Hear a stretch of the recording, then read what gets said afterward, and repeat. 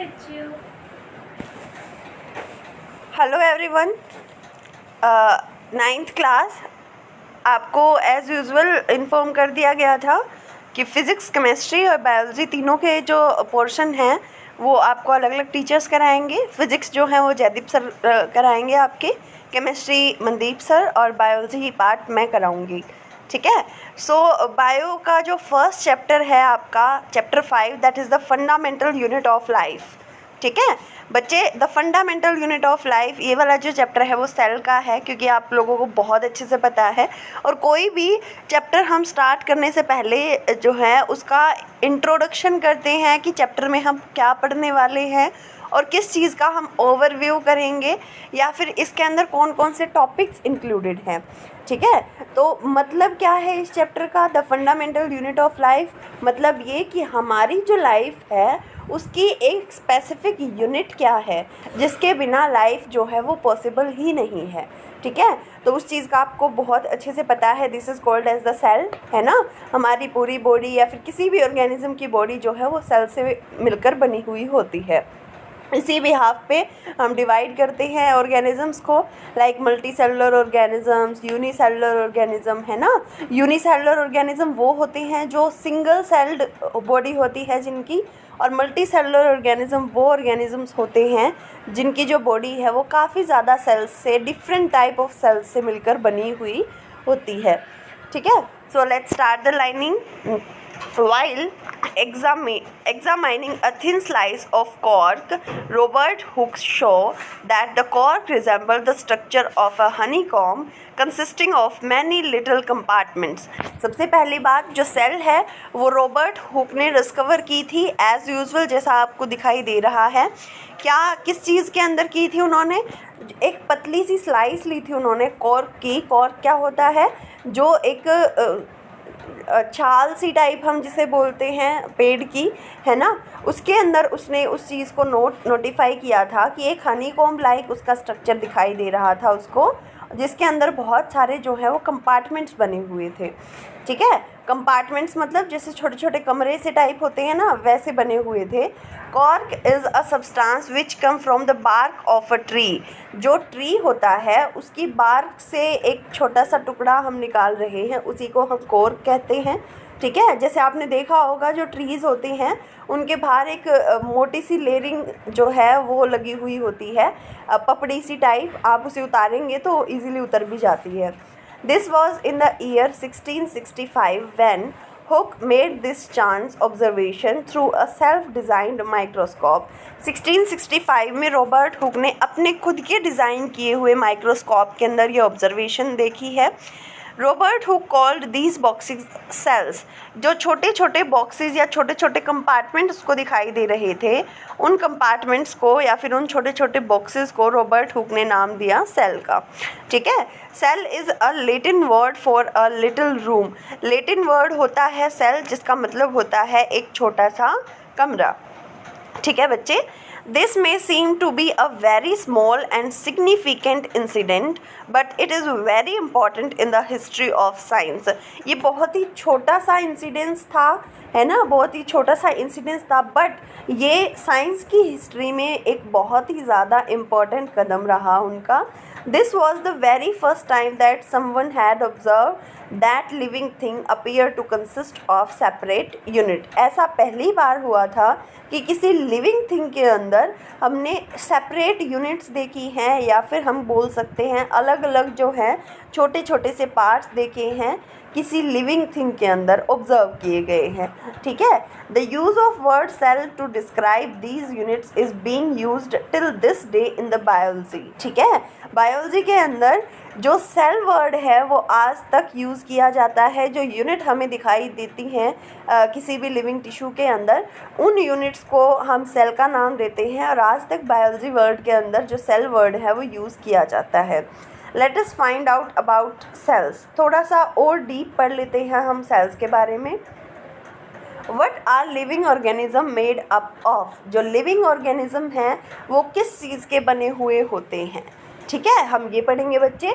उसके बाद जो एक्टिविटी आपको 5.1 दिखाई गई है, आपको ये रीड करनी है, और आपको कुछ समझ अगर नहीं आता है तो आप मुझसे पूछेंगे। फाइन। ये जो है आपको स्क्रीन के ऊपर दिखाई दे रहा है, ये एक कंपाउंड माइक्रोस्कोप होता है बच्चे। जब आप स्कूल आएंगे तो आपको दिखाया जाएगा कि कंपाउंड माइक्रोस्कोप क्या होता है और इसके कौन कौन से पार्ट्स होते हैं, ठीक है। तो सबसे पहले जब आप बायोलॉजी की नोटबुक बनाएंगे तो उसमें जो फ्रंट पेज होता है किसी भी चैप्टर का स्टार्ट करने से पहले, उसमें आप अपनी नोटबुक को अट्रैक्टिव शो करने के लिए एक डायग्राम बनाएंगे, ठीक है।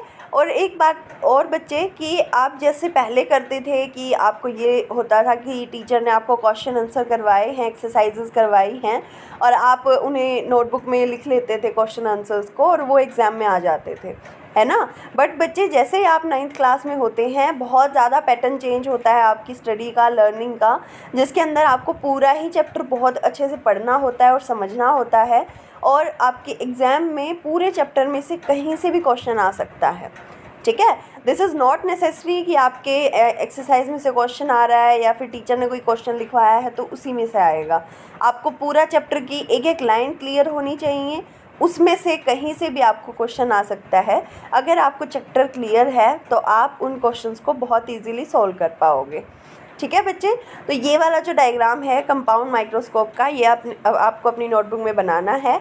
इनके जो पार्ट्स हैं ये आपको अलग अलग दिखाई दे रहे हैं। जब आप स्कूल वापस आएंगे तो आपको दिखाया जाएगा, ठीक है बच्चे। उसके बाद देखिए, what we observe as we look through the lenses. किसी भी लेंस के अंदर से जब हम देखते हैं, I mean to say that कि कोई भी माइक्रोस्कोप जो होता है, लाइक कंपाउंड माइक्रोस्कोप हमने लिया है और उसमें किसी भी एक शीट को ले रहे हैं, लाइक ऑनियन पील जैसे हमने इसके अंदर ली है, तो ऐसा स्ट्रक्चर दिखाई देगा। अनियन पील क्या होती है, जैसे आप कोई भी अनियन लेते हो और उसके बाहर से एक बहुत पतली सी परत उतरती है ना, जब आप उसका पूरा कवर उतार लेते हो अनियन का और उसके अंदर बहुत पतली सी सफ़ेद सफ़ेद लेयरिंग आपको उतरती हुई दिखाई देगी, उसको उसकी अनियन पील कहते हैं, ठीक है। सो जब आप उसे अंडर माइक्रोस्कोप देखते हो तो इस तरीके का कुछ आपको स्ट्रक्चर दिखाई देगा, जिसके अंदर आपको अलग अलग सेल्स दिखाई देंगी और जो ये डॉट लाइक स्ट्रक्चर आप देख सकते हैं स्क्रीन के ऊपर, इनको हम न्यूक्लियस कहते हैं, ठीक है बच्चे। आगे देखिए, यहाँ थोड़ा सा ध्यान से देखिएगा, कुछ वर्ड्स ऐसे आते हैं बच्चे जो आपने पहले नहीं पढ़े हुए होते हैं और बच्चों को थोड़े से टफ लगते हैं प्रोनाउंसिएशन करने में। We can try preparing temporary mounts of peels of onion of different sizes. What do we observe? Do we see similar structure or different structure? ये जो आपने एक्टिविटी ऊपर पढ़ी थी, ये जो एक्टिविटी है उसके ऊपर बेस्ड आपको ये लाइन दी गई है कि जब आप टेम्परेरी माउंट बनाते हैं अनियन पील्स का, तो डिफरेंट साइजेस के अगर आप अनियन लेंगे तो क्या आपका रिज़ल्ट जो है वो डिफरेंट आएगा, ठीक है। ऐसा कुछ भी नहीं होता है। जो अनियन पील का स्ट्रक्चर है, जो सेल्स का स्ट्रक्चर है, वो तो उनका एक पर्टिकुलर स्ट्रक्चर ही होता है, दैट कांट बी डिफरेंट, ठीक है। बट ये बात होती है different types of cells have different structure and functions also, fine. So what are these structures, क्या स्ट्रक्चर होता है इनका। These structures look similar to each other, together they form a big structure like an onion bulb.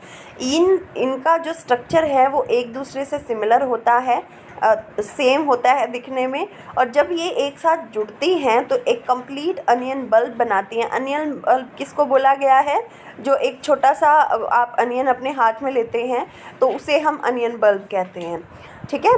We find from this activity that onion bulbs of different sizes have similar small structures visible under a microscope.